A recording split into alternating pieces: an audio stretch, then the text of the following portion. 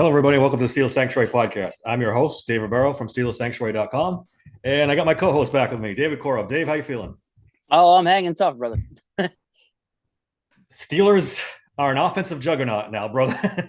30 points 2 weeks in a row. I don't even know what to say about this, except I'm going to ride the wave as long as it lasts, and then Yeah, I just you can't make this shit up, man. you really Like, can't, dude. like how in the world you go from being such an anemic offense to just going and winning in a place you haven't won in since 1983, the year Right? I was born, bro. I was born in '83. Like, holy Oh, geez, they shit. made me feel old now. Yeah. I With a quarterback they discarded, basically yeah, gave up I on. you're absolutely right. They literally discarded him as if he was nothing more than just a guy they would have as the emergency quarterback if Kenny or Mitch got hurt. And that's wow, that's saying something. We'll get to the game in a minute, but we got to cover this Kenny Pickett thing because it's exploded over the last 12 hours. Let's just say that. I mean, I text you this morning. Yeah, you had it Uh, first for sure. yeah, I was I as you know, I listen to different podcasts all the time, and they'll do the podcast version of 93.7 The Fan in the morning, and the morning show, and I come across it says something like Caballi's speculating something with Kenny or something with him not playing, and I was like, wait, what? So I clicked on to listen. I was like, well, this is a little bit of a bombshell. What the hell is this? That maybe Tomlin didn't quite exactly make the decision that Kenny wasn't going to play, and then it was he kind of just floated it that maybe Kenny didn't want to play. Maybe he told him I don't want to play if I'm the backup. So just craziness. So first thing I did was text you, just like, hey, bro, this is some crazy shit he's saying here. Like that, quite possibly, Kenny said, I am not playing if I'm the freaking backup.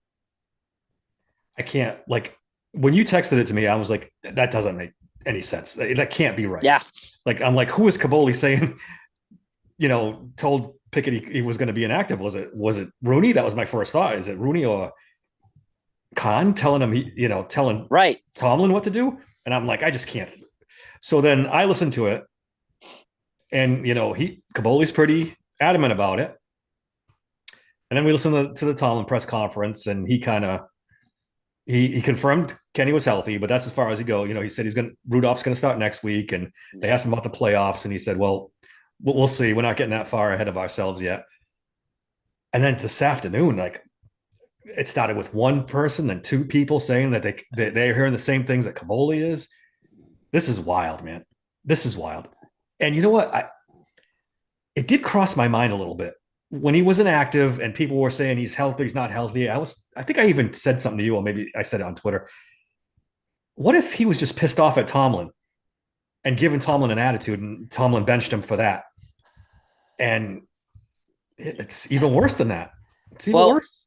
Tomlin keeps making that comment. He's a competitor. He wants to compete, and it's like, is that like your subtle way of saying he's pissed off? And Right? like I don't know what I just didn't think it. I didn't think it'd go this route with it. Like because he's supposed to be this great guy, you know, great teammate. If it is true, I mean, wow, dude, that's so disappointing. Like to hear that he went that route with it, or he just, him and Tomlin got into it, and and they're trying to minimize this as much as possible. I mean, nobody's a fan of Mark Madden. A lot of people don't like the guy, but he came out. He was just, he is.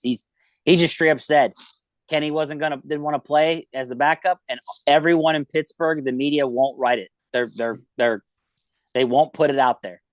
So I kind of give Caboli credit for doing one of those weird. I'm not gonna come out and say it, but I'm gonna be like, I'm gonna float it there to see if anybody can, 1 + 1 is 2. And yeah, dude, this is just what I knew it was gonna be pandemonium, dude. As soon as Mason went out there and did it again, I knew this quarterback stuff was just going to get crazy. And I mean, I'm guilty of it, but I'm just saying, I knew. But now this is a whole nother level. Yeah, this is something that none of us expected. to be the case, and we still have to wait for. I still have trouble believing it's true, even though people are saying they're getting reports and this and that. Yeah, It's just a lot of character for Kenny Pickett. I mean, it he's a is. team guy, blah blah blah. Right. Um, Yeah, right. It's I hard for me just too. let's take it back to the middle of the week. His press conference, he was obviously very pissed off. You could just tell. They asked him if he learned anything sitting on the bench, and he came out and just said flat out, no, nope, I didn't learn anything. So that's weird, right? Usually the players will take the high road. Yeah, I learned a little bit. So obviously he's ticked off going into that press conference. He was told that he was going to be the backup, and he didn't like that. Then there's this wild thing back and forth on Twitter with these Kenny Pickett fans, man, about he's not healthy. That's why he's not healthy. Back and forth.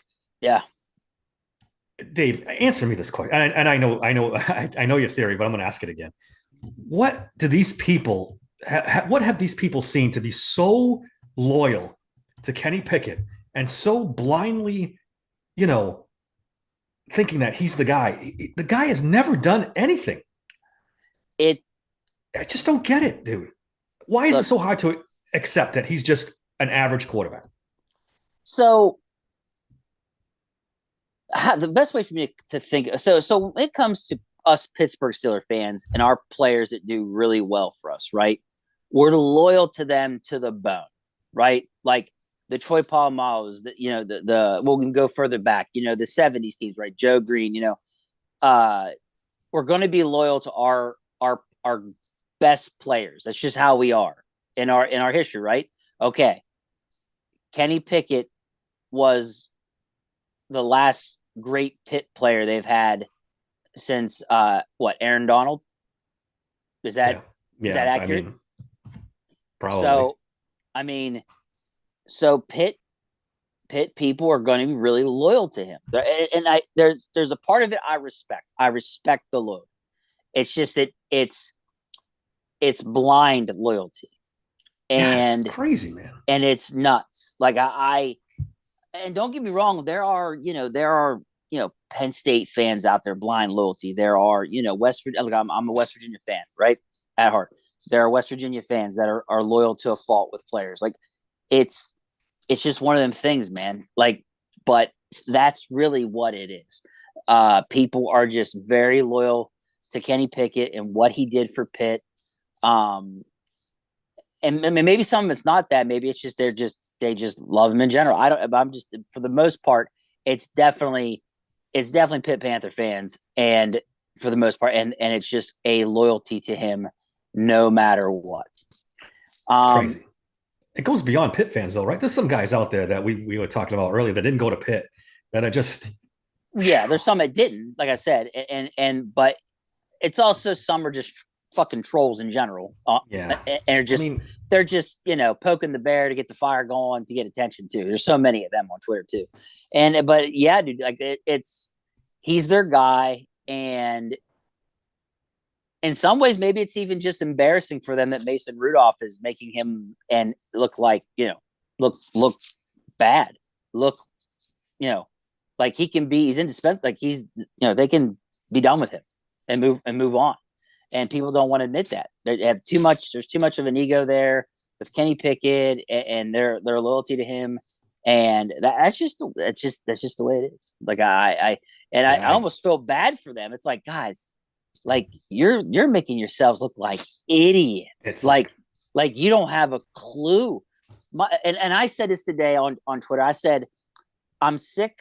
It isn't me, but I'm tired of people looking for the advanced stats to defend Kenny Pickett. Yep. I'm so sick of it. Like you get a lot of that. It's like, oh, his expected points per is almost the same as. It's like, I don't give a shit. I was like, the man put up 16 points against the same Cincinnati Bengals defense that Rudolph's offense put up 34. They would have put up 37 points against Seattle just now if Najee doesn't kneel it out, basically, instead of walking into the end zone. And this is in Seattle, in a place they haven't won at since I was born. And like, that's impressive as hell. It isn't. And you can say what you want about Seattle's defense. It's still in Seattle on the West Coast. We never do good on the West Coast. Yep. And then on top of that, that is one of the hardest places to play at. They talk about the 12th man, That's what I was worried about. I all was that really stuff. concerned about that. And it You didn't. were.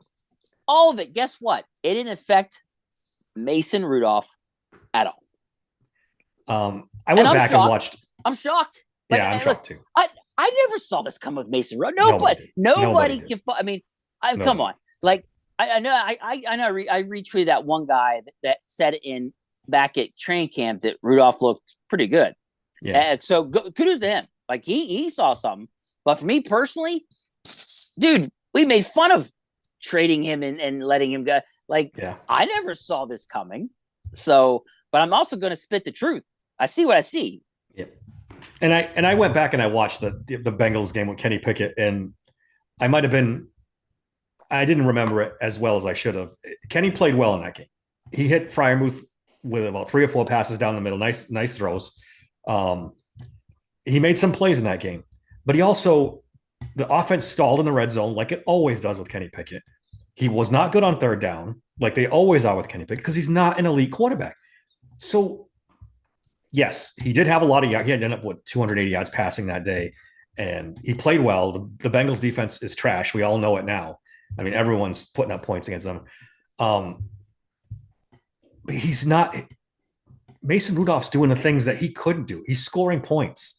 Yeah. He's converting third down. That throw to George Pickens on third down where Pickens made that great catch, and he stood in that pocket with people surrounding him and then just aired it out.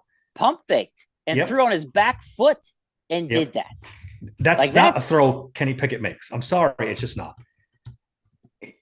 Listen, that's the Mitch Trubisky special where he throws an interception because he's trying to do that. Yeah, like honestly. And through all this, I'm getting worried that people and the Steelers are starting to fall in love with Mason Rudolph to the point where we actually, and I think you're one of them, that we think Mason Rudolph's legitimate quarterback for next year, man. I'm not falling in love with him. I just think he needs to be given a chance to compete. I think here's the thing. If he wins this game against Baltimore, right? Yeah. Now, Baltimore's backups. Just let me finish. If he wins this game in Baltimore, okay, and again they put up 30-something points or more, he deserves to be given a chance next year to compete. I'm not saying man, there's guys saying he should be offered like 20, 30 billion per 2-3. Like that there's batshit crazy to me. Like, no. But I'm saying they should offer him something to just come back and compete next year for the starting position. So you and I are a little different. You want to go free agent. Me, I don't. I want to go. This class is deep at QB. If one of those guys falls, take him, or even wait till second round. But one of those guys is going to fall. That's what I'm saying. I'm saying draft another QB, and let's let him, Kenny, and Mason fight it out. If Mason again does really good against Baltimore. That's what I would do. Cut Trubisky, be done with him. You know, he's done. He's done. He's not. He can go play for the United Football League, the new United Football League, for all I care. But I'm just saying, like, that's what I think. I'm not saying that I'm not falling in love with him, but I will say this: he is what Kenny is not. Yep. He stays in the pocket. He waits. He allows his wide receivers. So I had this in my notes, and we didn't even get to the damn game yet. But one of the things that I noticed is that people were making excuses for Kenny by saying the wide receivers weren't running the routes. They were lazy. They were this. They were that. Maybe some of that's true. However, Mason's allowing them to completely run their routes to get open. Yep. Yep. He's not bailing after 2.5 seconds in the pocket and just scared and taking off the spinning Rooney move, whatever you want to call it that Kenny does.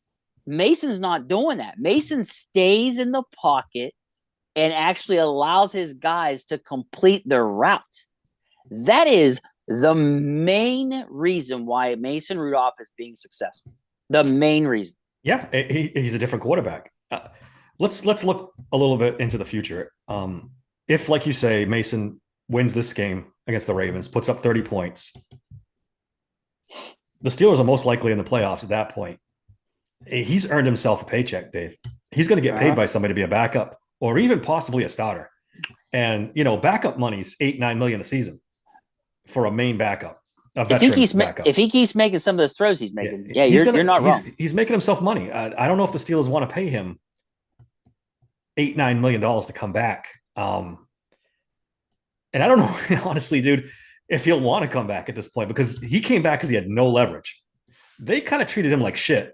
And he had to come back with his ass in his hat in his hand, said, please give me a job back.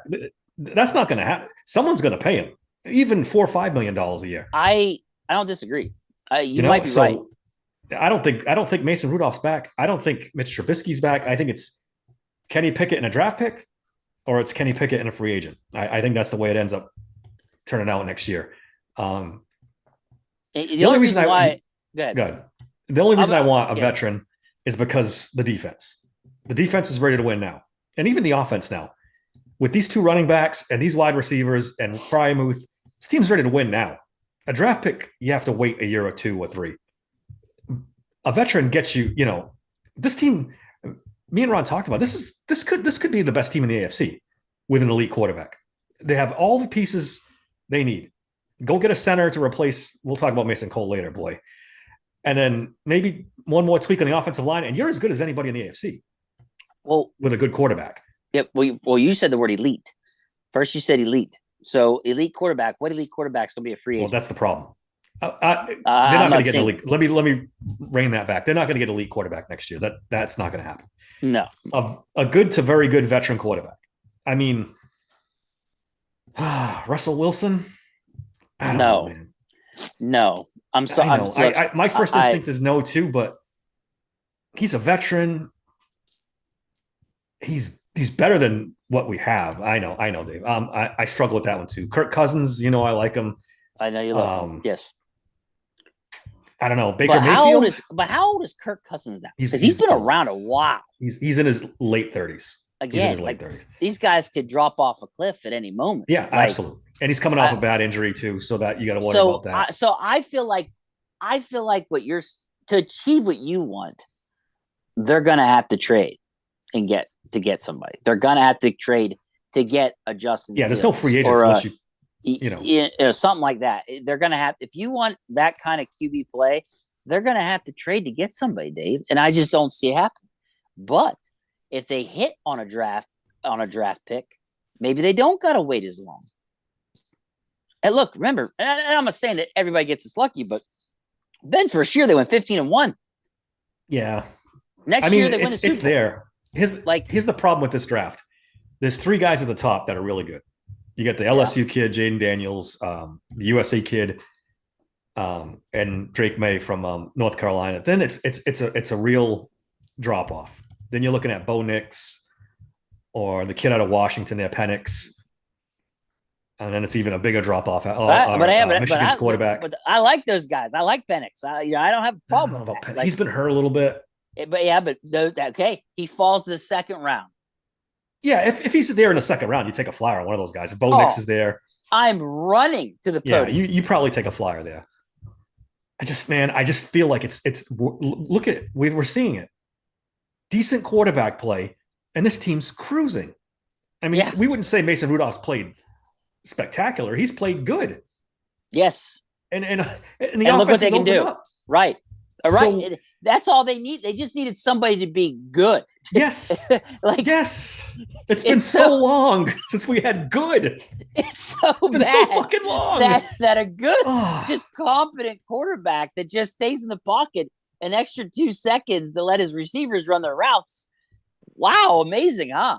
And then because you have a quarterback doing that, and because this quarterback is really good at throwing the ball deep, guess what the run game's doing? The run game's running wild. Yep. Absolutely. Dave, you hit taking people's souls. You hit it because these guys cannot sell out to stop the run like they were doing with Kenny Pickett. They can't because Mason Rudolph's going to make them pay. And that's what makes people mad is that people knew with Kenny Pickett, shit, this guy doesn't throw the ball further than 7 fucking yards. Yep. All you got to do is load the box, spread out a little bit. They've got the whole field covered from where he's going to throw it, and they can stop the run at the same time. Yep. You can't do that. Hit it right on the head. That's the problem. That was the biggest issue. Seattle had to be forced to go one high on Pickens. I'm sorry, to go one high on Pickens. So Rudolph was able to pick them apart sometimes. Yep. Like they couldn't stop the run because they were afraid to bring a safety in the box. And when they finally did, Rudolph was just picking them apart. That's the way good offenses operate. It's really simple when you break it down. You need quarterback play. Granted, their play calling has not been good this year. They fired Matt Canada. They took care of that. It's still not great, but it's better. You just needed that quarterback play, man. And that's why I want a veteran for next year. I don't know. But see, another thing too is that we were told that this Matt Canada offense is horrendous. Mason Rudolph's making it look just fine because he's competent quarterback. And there's weapons all over the field. This should have been better. Even if it's bad play calling, it should still be better. There's good players everywhere. Yep. And it's hard. It's really hard for people to admit this. It's really hard. And if this is true, Dave, I don't even know if Kenny Pickett's back next year. If this is true and he's giving Mike Tomlin a hard time and refusing to be the backup, what if Mason Rudolph had gotten hurt and Mike Tomlin's forced to go back to Mitch Trubisky again? Yeah. What if that had happened? No. Well, he could have cost his team a playoff game. Yep. So if this is true, he can't come back. Come back. I don't know. You can be pissed off. You can be mad. You cannot refuse to play. If George Pickens did this, we'd have tarred and feathered him. Yeah, you're right. If it's 100%. If it's true that Kenny did that, then yeah. I'm going on the assumption it's true. It might not be true, and then we'd have to walk everything back. But if and I don't know how we prove it, honestly. Well, all Pittsburgh media is in on hiding. I know. That's what's so hilarious. That's why I thought it was funny when Madden was just like, they're all in on it. Like they all know, and they're not saying it. They won't dare write it because it's death. It's political. It's the death of their media career. Getting inside information. That's why I love Kaboly for just floating it a little bit. Like, hey, I'm just speculating, but listen, dude, grow some balls. If you know it's true, report it. If you got somebody telling you, report it. Don't be such a this Pittsburgh media, man. I don't know, but I guess we're just gonna have to let this play out because I don't know who's going to be the first one to put it on paper in an article somewhere and say this is what happened. Who's going to talk? I'm interested to say. I'm interested to see. I don't know. All right. Let's get to the game. We've spent enough time on Kenny Pickett. You want to do grades? We'll do our grades for the. Let's do grades. I'm down. All right. Let's start with quarterback. Mason Rudolph. A. What else are you going to give him? I mean, he wasn't spectacular, but he made the throws when they counted, man. No touchdown passes, but no interceptions either. You say not spectacular. I say he was close to spectacular, honestly. No TD passes, so I'm not going to give him an A+. But some of those throws he made were pretty good. Yeah, it was just but the fact he just stays in the pocket has been life-changing for this offense. And there's just something about him. They play hard for him. They do. They like him. I talked about it. Was it with you or with Ron? They like him. He was wrong because I listened to you guys' podcast. They play hard for him. They like him. I think he's a really good dude. He's a genuine nice guy, and those guys all like him and want to see him succeed. It's been night and day. Like ever since he started, these guys are going all out. George Pickens is blocking people for the run game. Yeah. And Najee's been blowing. Not Najee. I'm sorry. Warren's been blowing up people left and right blocking. Yeah. Broderick Jones pancakking people left and right. Like they're playing their asses off for Mason Rudolph. They are. So it's a dynamic that Tomlin, I guess, just he sees it and he's just like, I got to keep this rolling. But yeah, he's getting an A for me. Close, almost an A+ if he gets a couple TD passes. And that's like the only reason why. A couple high passes that were caught by the wide receivers. Yeah, there was one to Pickens that was pretty high. But George Pickens is 6'3", and he gets up there. So you can afford to hang some of those up there. Yep. With him. The running game, this is A+, dude. I said it on Twitter. I owe Najee Harris an apology. I've been ragging on this guy for years. Still don't know if he's a first-round pick or not, but goddamn, he's playing good. He is playing some good Najee football. And Jalen were unstoppable. What a combination. They are unstoppable. when they have a competent passing game to play off of. Yeah. Dude, good luck trying to stop him at first contact. I don't know how you do it. I also, that was such a selfless thing by Najee to just lay down, and a heads up play by him. I mean, to do if that. He scores, it's not the worst. You're up 14 with like a minute right. left. It would have been fine, but he knows it was a selfless if he thing. stops, the game over. There's beyond a shadow of doubt, the game's over. They don't have to kick or any of that. Yep. Very selfless of him. Yep. Guys like to pad their stats. And it was a smart, very smart thing by him, an IQ move by him to do that. So I actually felt bad for him because I wanted him to score. I think he deserved it. I'm like, oh, dude, score, take your touchdown, man. But he made the right play. So that's why whenever I say they put up 30 points, I keep putting in parentheses on Twitter. I keep putting 37 because it actually would have been 37. It should have been almost 40 points. Yep. This offense put up with Mason. But anyways, no, over 400 yards of offense. Right. 476? Something crazy like that. 60, I forget. Anyways, but look, A+. There's no doubt. You have to give them an A+. They were awesome. Wide receivers, I'm going to give them an A- because Deontay Johnson still is an adventure, man. Fumbling that ball could have been such a huge play in that game. Technically, him and George both. Yeah. Jesus.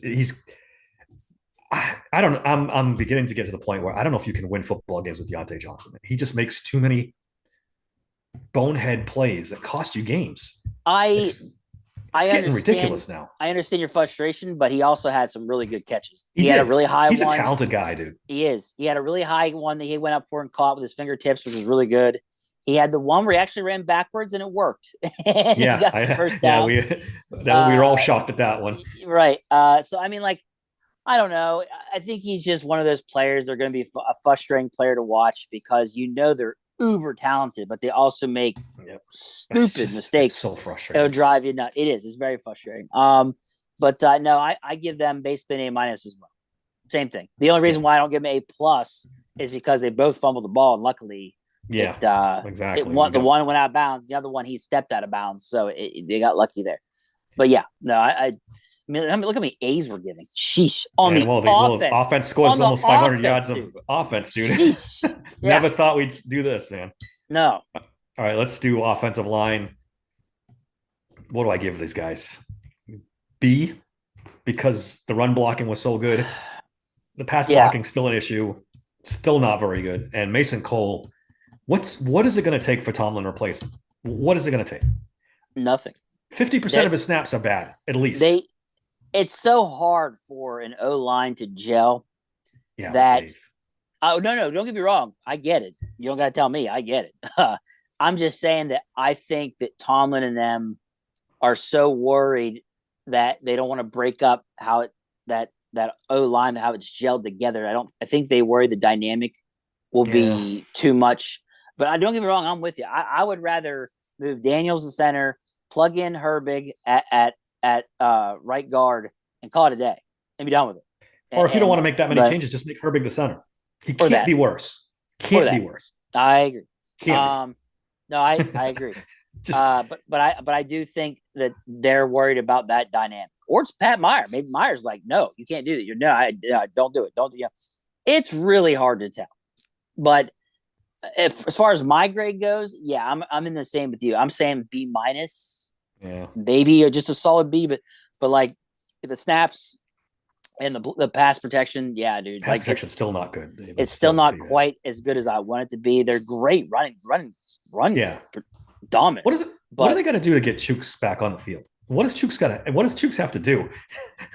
I mean, look, you're willing to watch Mason Cole flip balls 40 feet in the air or ground balls. But that's because Mason Cole didn't say to give up. I get it. Yeah, I get it. I imagine that ego, and you walk by and go, "We should give up." Not he said to the wrong guy. You don't say that. You don't say that to Mike Tomlin. No, you don't. Nope. I bet you don't want to say it again either. Point taken. No. Point taken. I mean, if you want me to be really honest, they might cut him. He's not playing for this team next year. There's no way. Yeah, either cut him or trade him. He's gone. He's gone. The only problem is they ruined his trade value. Yeah, well, yeah, but I mean, at this point, Tomlin won't care about that. Yeah, I'm sure Tomlin does not care about that. If you gave up, Tomlin don't care. You can go. Yeah. But yeah, for me, it's like a B minus grade wise.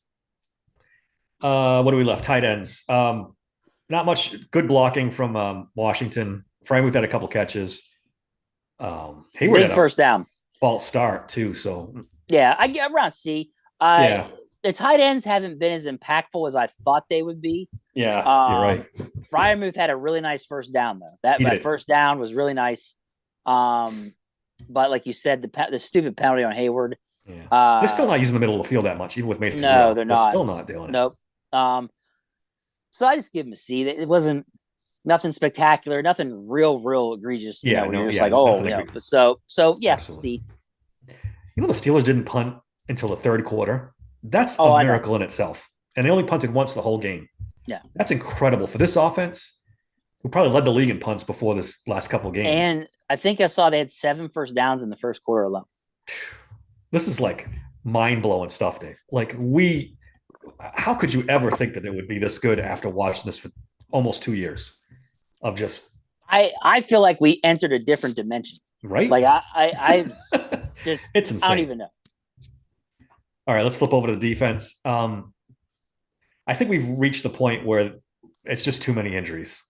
It's just too many injuries, and it's showing. Even hopefully they get Minkah Fitzpatrick and Elandon Roberts back for the Ravens game, or at least the playoffs anyway. Because they need those guys desperately. They need them bad. Yeah, I thought for what they're missing, I thought they bent, but they didn't break. Like they didn't let 40 get put up on them, which with what they're missing, it could have easily happened. Oh yeah.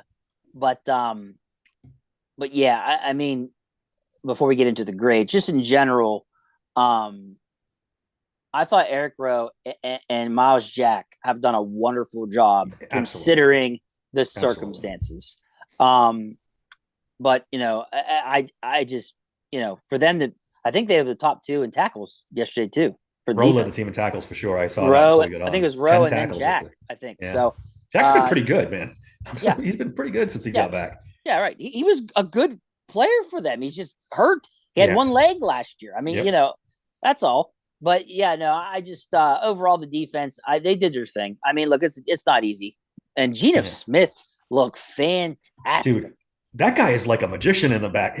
He was ducking and weaving and moving and just getting out of the way. It was so frustrating. They could not get hands on him. And his throws were on the money, Dave. Like I was because you got to remember, I watched this man play W and then saw him shit the bed with the Jets. Yeah. And then I watched him. I'm like, holy shit, this is not the Geno Smith. He was excellent yesterday. That was, like I don't know how or I don't know. I don't know how. I really don't. But he's really good. Slippery. You can't get your hands on him. Yeah. It was unbelievable. I know. No.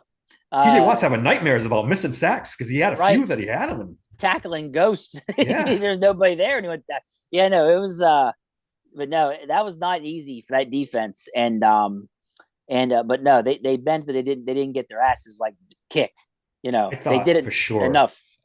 Tyler Lockett was going to go off as a second wide receiver, and I thought the tight ends were going to murder them in the middle of the field.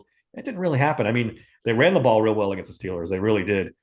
But they didn't, the Steelers, as usual, they come out in the first half against a team they don't usually see, and they look like they're lost for a half. And then they come out in the second half and they pull it together and they keep it close and keep the team in the game like they always do. The D-line struggled with the run game at first, and they struggled. K9 was hurting pretty bad, and the D-line wasn't doing their job at all in the very beginning. He had 10 carries for like 59 yards. Like he was starting to make a pretty good impact there. That's why, like, for the D-line, a grade for them. I write a C. I wouldn't even give them a C, Dave. I mean, they didn't get any pressure on the quarterback. They weren't playing the run well. Well, not in the beginning. Towards the middle to end is when they started to put some pressure on him. But he just did so well to get out of it. Yeah. But they struggled really bad with the run game. Invisible. He knocked the Yeah. pass down in the first quarter, and he didn't hear his Actually, name the rest of the you game. want to know who looked really good was Ogunjobi. He's done really well lately. Have you noticed Yeah. that? I've noticed that he's been really going all out. You know what they need to do, Dave, and they're not going to do it. They need to put Keanu Benton and Larry Ogunjobi in passing downs and let Well, he them only rush the passers. played what I see. Ben only played like 20 snaps. It's crazy how they're not playing this guy. I He's their know. best defensive lineman, and they don't want to play him. Well, there was a lot of times where I only saw them go 2D linemen and then Watt and Highsmith outside. Were they like playing more dime or something? Like, Well, what were they doing? That's Like, the usual third down thing. They had Seattle behind. They were maybe it was that. Yeah, opening up. that's what it was. So I just noticed they weren't rocking a lot of D linemen out there at all. I was just yeah. like, But yeah, I don't know. I go C just because they did progress better towards the middle to the back end of the game. But at the beginning, it was bad. Yeah. I was worried. Like I thought they were about to get 40 hung on them at least. I was worried at the beginning. And it was teetering that way. I mean, Yeah. it was good. All right, let's do linebackers.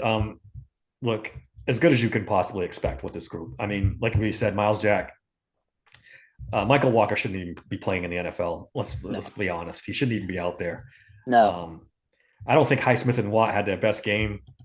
The tackles for Seattle are not very good, and they were having trouble getting pressure, especially early on. Like I said, the quarterbacks are very slippery. And they lost their guard and center in the middle of the game. That's what I mean. And that's when someone like Cam Hayward used to dominate. Yeah.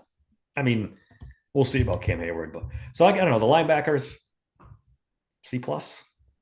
Yeah, I didn't see anything I'd say C. spectacular. I kind of you and I differ a little bit. I thought that I know that Highsmith and Watt didn't get the sacks, but they did apply pressure. There was definitely pressures, and it did force Geno Smith to have to get out of the pocket and everything, but he still made the throws. But so there was pressure applied there. So I wouldn't say they didn't really do much, but yeah, I'm with you. It's a C for me too. We should shout out Herberg with that big strip sack. Yeah, that was a big play in the game. 2 plays and he made one the game ending move. I know. What are we doing? I know. And I saw Alex Kozora who's the other outside linebacker back up there? Golden had four snaps and 2 pressures. Like you got to play these guys more. Well, why Highsmith a gas at the end of these games? Yeah, but you're paying one guy $29 million a year, and the other guy you're paying him like what $20 million you want him a year. Fresh in the fourth quarter too, don't you? I don't disagree. I'm just telling you, the guys are paying a total of $50 million a year. They're going to play like secondary. Let's do the secondary altogether. Joey Porter had a little bit of a rough day against Metcalf, but that's to be expected. I mean, Metcalf's a beast. He's just I mean, this guy is the size of a bus, but runs like a deer. Yeah. Like tough. And especially when they were in zone more, he really made them pay. Man, it's a very good football player, man. He is. Metcalf is a talented wide receiver. Joey, he did good in the end zone though. When they had to go, I wouldn't say it was a total. He did fine there. The stop where they tried to throw it short to him, and then the one where Metcalf bobbled it. But even if he catches it, his foot went out of bounds. So either way, Joey pressured him out, to where he wouldn't have really done shit anyways. So they tested Joey pretty good there, 1-on-1, but he did good there. So yeah, did he dominate? No. Did he shut him down completely? No. But it wasn't like like I said, I think Metcalf had 106 yards receiving, but it wasn't all against Joey. It was against that soft zone that they fucking do. And that's it. When you let him go, right. So, but when you let him go across the middle with Kel Walker or Robinson or, insert linebacker they found off the heap, it's not going to go well. You know what I'm saying? Like, so again, it's hard to grade this secondary. You got Patrick Peterson playing safety. He's playing pretty well. But he's doing good. Yeah, he's doing well. He's out of position. He's doing well, but that weakens the defense a little bit because then you got Levi Wallace playing corner on the other side. And that's a scary proposition. Pat P has been exceptionally better after like the 5th or 6th week. He has been exceptionally better. Yeah, and then moving all over the place too, and still doing good. So he's one that now I'm kind of like, okay. I don't care if I'm okay if he comes back next year. maybe he just had trouble. I don't know if he's learning the system or communication was bad or something. But now that he figured it out, he figured something out because he looks completely different now. Yeah. But Yeah. if they draft a top corner again this next season, I don't have a problem if they move him to be back there with Minkah at both safety positions. I have zero issue that KZ can go. Yeah, Casey's I'm gone. over that. Casey's gone. But I like the idea of Pat P back there with Minkah. I'm starting to like that idea. In a vacuum, I don't mind it, but Dave, here's the thing. Then he's got to play free safety because he's not a strong safety. Right. So that puts Minkah at the strong safety again, which I want Minkah in the backfield, in the back, picking off passes. I get what you're saying, but technically you got two ball hawks back there. Technically. Yeah. It sounds really good. You're going to shorten Minkah's career making him play at the line of scrimmage because, look, he's hurt this year. He's been hurt like 3 times because he's not a strong safety. He's not one of those big. It's too late already, though. I mean, it's already too late. Like every damn year, we got to have him play like he's a linebacker. Like it doesn't even. Go pay somebody to play strong safety that is a strong safety. Well, or bring Terrell Edmonds back. For Christ's sake. They've got 3/4 of their salary in the defense. It's kind of hard to go pay another guy. Yeah, bring Terrell Edmonds back. He's cheap. We'll probably pay for the minimum. You're not wrong. So that wraps up the defense. They, again, for what they have out there, you can't ask for much more. No. They're really, really beat up. That they're on their 6th inside linebacker, 6th or 7th they've used this year. They're on 4 or 5 safeties they've gone through. Just looking forward, they really need Minkah and Atlanta Roberts back. Because if this team's going to make the playoffs and not get embarrassed, they need those 2 guys to play. Because I agree. You go to Miami with this group, you're in big trouble. You're in big trouble, Dave. I have no problem with seeing an Atlanta Roberts out there with Miles Jack. That's fine. Not bad. That's not bad. And you get Pat Pete and Minkah as the safeties. Yeah, you're all right. You're all right. I think that's not bad at all. And I mean, and I wanted to give Tomlin credit. We should. It took him too long. It took him too long. But you know what? There are some things I'm seeing that I'm pretty happy with. He finally fixed the defense a little bit to patch up those issues. I noticed the last 2 games he got better with his timeout usage. Did you notice that? These last 2 games, his timeout usage has been better. He's gotten more aggressive on offense, on 4th downs. And the play where he had Mason throw it to Pickens, I was shocked. That they did that play. Nothing shocks me, Dave, because Tomlin wants that winning record, brother. Well, he might not admit it, but he wants it. He wants the playoffs bad. It angers me. Play like this all season. 100%. This is what offenses do now. They are aggressive. They take more chances. Like it drives me insane because even though I can see the change in him, how he's coaching better, they still did that weird conservative shit that one time frame. Yep. This game. Yep, they did. And then on 3rd down, tried to throw it anyways. It was like, then why the hell didn't you? Why did you do that anyways? He's still got that little conservativeness in him. He does. Can't shake it. And it's like, dude. So I just. Dave, does he have zero confidence in Kenny Pickett? Is that what the problem was? He's afraid to go for it on 4th down. He's playing super conservative because he just doesn't believe in Kenny Pickett. I think so. I think he realized with Mason, he gets the best of both worlds. He gets the guy that will throw it deep, but he doesn't turn the ball over. Do you remember we were talking about ranking them as far as turnover goes? Yep. We had Mason ranked 2nd, right? We had him above Mitch, but not above Kenny. No, Guess what? Guess what? He's not turning the ball over. So now it's like, holy shit, Mason used to be good for 1 interception per game. Eddie, none. And we went through it last week. He's at a raw deal. We don't really know who Mason Rudolph is. I mean, it's been widely reported that Ben Roethlisberger did not help him out whatsoever. And he even, we talked about it last podcast. He even hinted it on his press conference. It's the communication is a lot better now than it was back a few years. And then Ben came out today too. Did you say Ben's that? Full of shit. Yeah, I don't believe it is. I don't buy it for a second. Yeah, he was an Nobody asshole. buys it, Ben. He was an asshole about that kid getting drafted in the very first place. There ain't no way in hell he communicated anything with that kid. I don't believe it for a second. Bullshit. And then you talked about it on one of our pods. He didn't have a chance that year. He got hurt. got a concussion, came back. Miles Garrett tried to kill him, got hurt again with his knee, and that was a rough season. And that was only his second season too. So. I don't care if you're Joe freaking Burrow. If you get your noggin smashed in, literally, or they had to take the face mask off your helmet. Remember that? And they had to carry him off the field. You come back, somebody tries to murder you with another helmet. Yep. Right? Yep. Then you come back again and you dislocate your shoulder or whatever it was. Like, my dude, and don't get me wrong, he was bad, but also how much that bad was because of injuries. Yeah. So it's one of those things where it's really hard to question. Now, like I said, don't get me wrong, I was one of those people. I was like, dude, face is trash. Like, I remember saying that. But when you go back and you actually, look at it, you're like, okay, my man went through a lot that season. Yeah. I don't think any of us at the time or even after gave him credit for what he went through. And we kind of dismissed him too easily. And I'm guilty of it as anybody.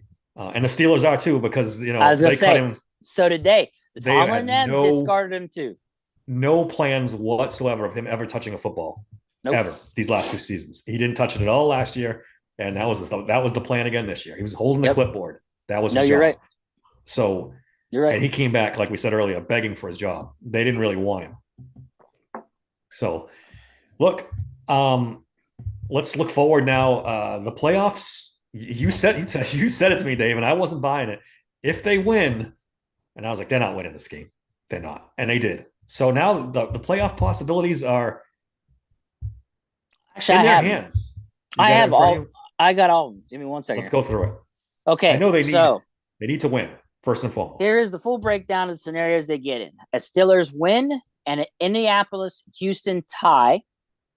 Yeah. Number 2 is a Steelers win and a Buffalo loss. Buffalo faces Miami for the division. Yep. So Miami will be going all out for this. Yep. Is that in Buffalo? No, I think it's in Miami. Oh, goodness. Now, they lost that Chubb. They lost Chubb. They lost Chubb, yep. Their defense beat up. Yeah. All right, number 3. Steelers win in Jacksonville, loss or tie. Jacksonville's going to Tennessee to face Titans. I'm praying to God that Levis plays, but we'll see. I don't think Levis is going to play. Probably not. But what's his name? Got one more in him. One last ride. Yeah, you never know. How's Jacksonville's quarterback? Is he going to play next week? I don't know. I mean, if it's for a playoff berth, Dave, I would think. Right? Yeah, I would think he's probably going to suck it up and get out there. Next one is a Steelers tie. And Indianapolis and Houston do not tie, and Jacksonville loses. That's a crazy one. And then the last one, this is a very crazy one. Even with the Steelers' loss, if Indianapolis and Houston do not tie and Jacksonville loses and Denver wins, it's that weird tie-breaking thing where it's just it's so strange. It's yeah. So they've got a shot here. They've got a shot here.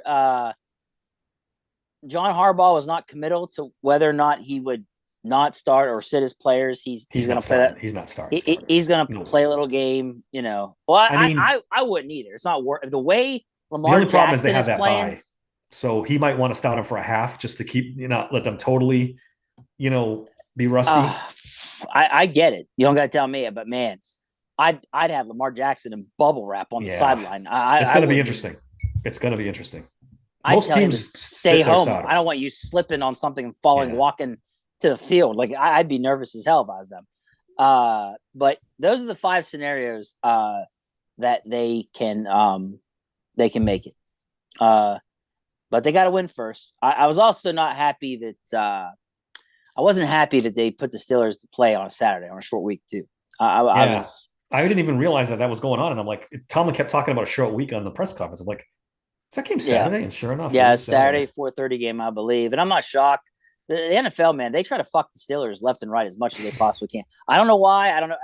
My conspiracy theory here is that it's a lot of people have been put in positions in the NFL now that are Browns fans, and I just think they like the drama.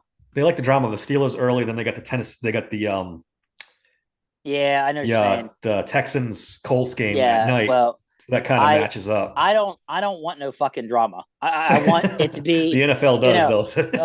Yeah, I know. But Another thing I wanted to bring up. So Tomlin, 17 seasons, never lost, right?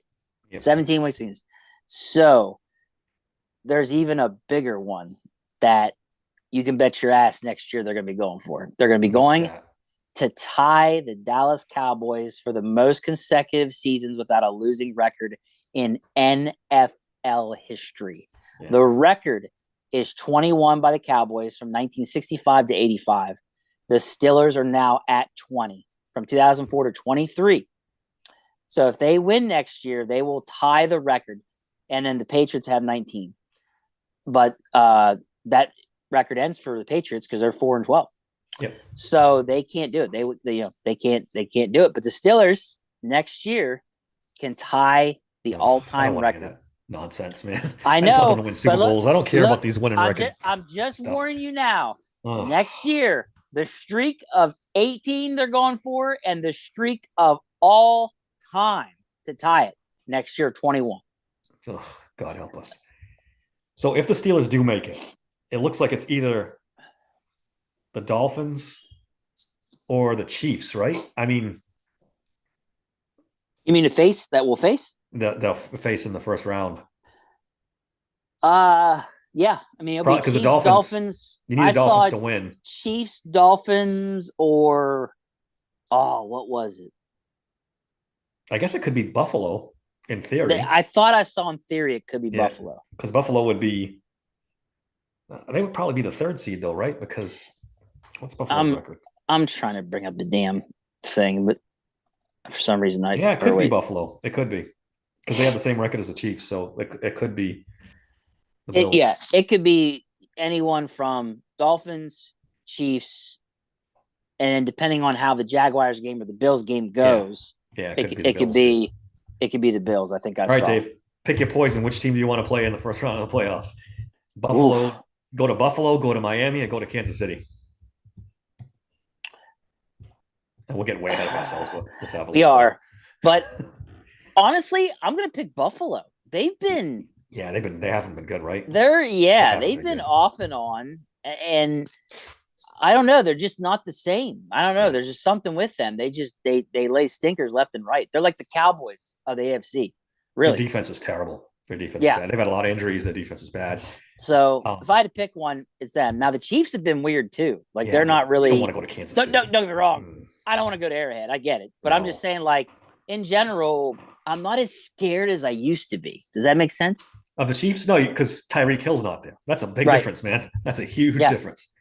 I want no part of Miami. That would be my least favorite spot because those wide receivers. Dude, if they have a healthy Arcane to pair with Tyreek Hill, no, not interested. And Waddle and the way McDaniel calls plays. No. Moser and all those guys. That's a really good. Too much speed for the Steelers. That's too much speed. Right. So, but no. If I had to pick one, it'd be Buffalo.